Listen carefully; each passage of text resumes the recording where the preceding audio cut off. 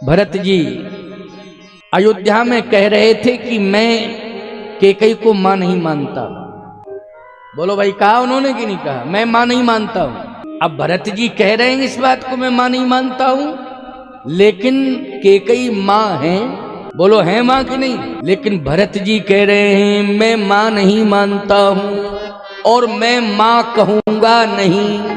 आज के बाद मैं कैकेयी को मां नहीं कहूंगा। अब बोलो, देश काल परिस्थिति का बयान है कि नहीं ये भरत का? बोलो, किसका बयान है ये? देश काल परिस्थिति का बयान।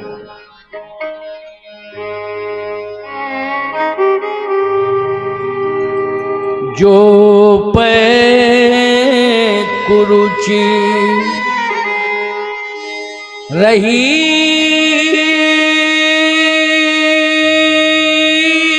अस तो ही और जनमत काहे न मारी सिमोही।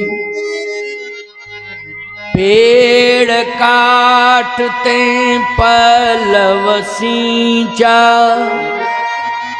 मीन जियत नित बार उलीचा।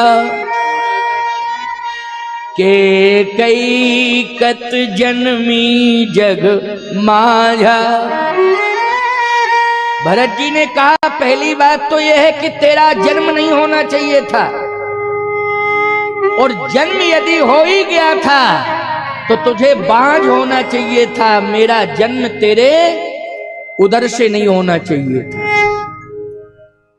तू मेरे जन्म की माध्यम बन गई है, ये मेरे लिए अफसोस की बात है।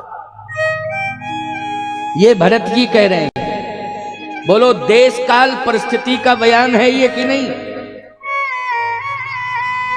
भरत जैसा आदर्शवादी बेटा, भरत जी जैसे आदर्शवादी दुनिया में कोई नहीं है प्यारे। जितना आदर्श का निर्वाह भरत ने किया है उतना राम जी ने भी नहीं कर पाया, मैं तो स्पष्ट कह रहा हूं।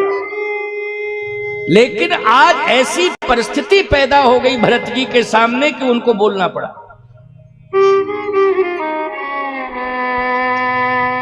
गीतावली में गोस्वामी जी ने लिखा है, भरत जी कह रहे हैं अंबा कैकेयी खड़ी हैं और भरत जी ने तय शब्द का प्रयोग किया है कैकेयी के लिए। तय, ये तय में शब्द अच्छे नहीं माने जाते, और खास तौर से बेटा माँ बाप के लिए तो तय में कह ही नहीं सकता है। लेकिन गीतावली में लिखा है, भरत जी कह रहे हैं काहे ते ऐसे बचन कहे दी। गीतावली, काहे ते ऐसे बचन कहे दी। राम जाहु काल कठोर बन कैसो हृदय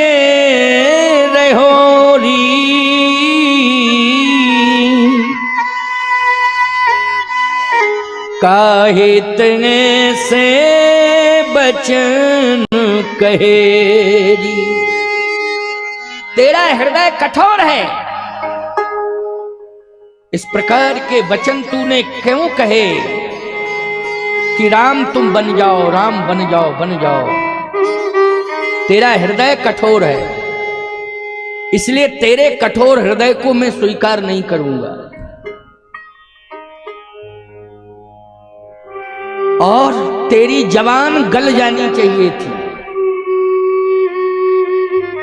जिस समय तूने वर मांगा था उस समय तेरी जवान गल जानी चाहिए थी,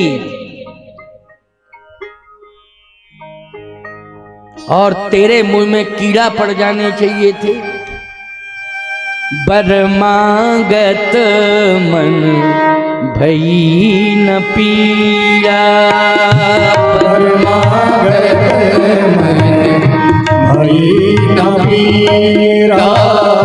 वर मांगत मन भई न पीरा।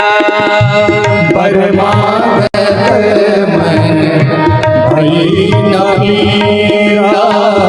करी न जी है मुख पर उन कीरा। करी न जीव पर न पीरा। करी न जीव मोहि पर उन कीरा।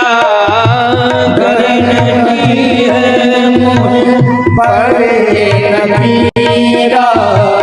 परमागत मन भई नहीं पीरा। परमागत मन भई न पीरा।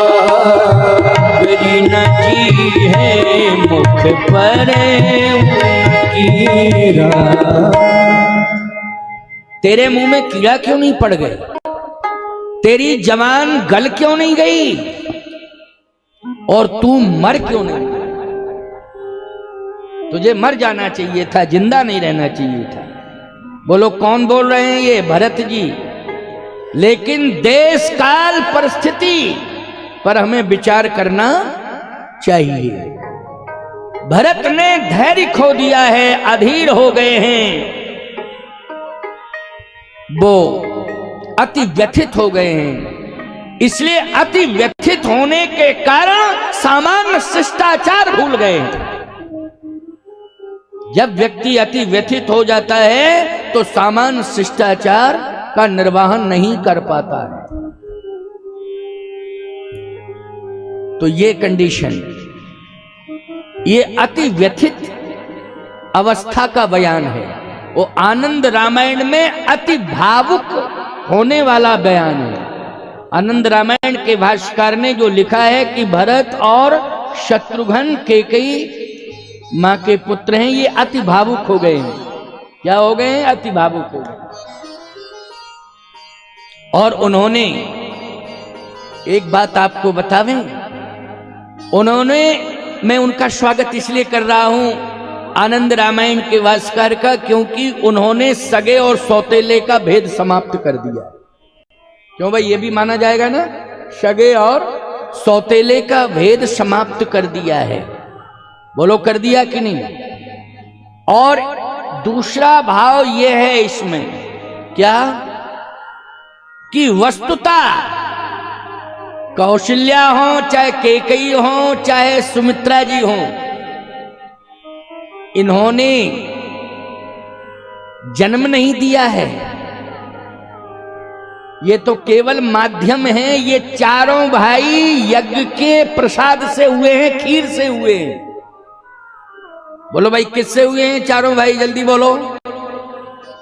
ये हुए हैं खीर से। तो बोलो भाई, चारों को जन्म देने वाला द्रव्य एक ही है कि उसमें भेद है? जल्दी बोलो। चारों को जन्म देने वाला जो द्रव्य है, प्रसाद है, वो एक है, उसमें कोई भेद नहीं है। ना समय का भेद है और ना द्रव्य का भेद है। जन्मे एक संग सब भाई।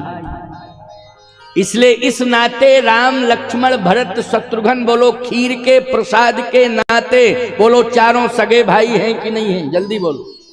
बोलो हैं चारों सगे कि नहीं? ये चारों सगे हैं क्योंकि इनका संबंध सांसारिकता से नहीं है, इनका संबंध यज्ञ से है।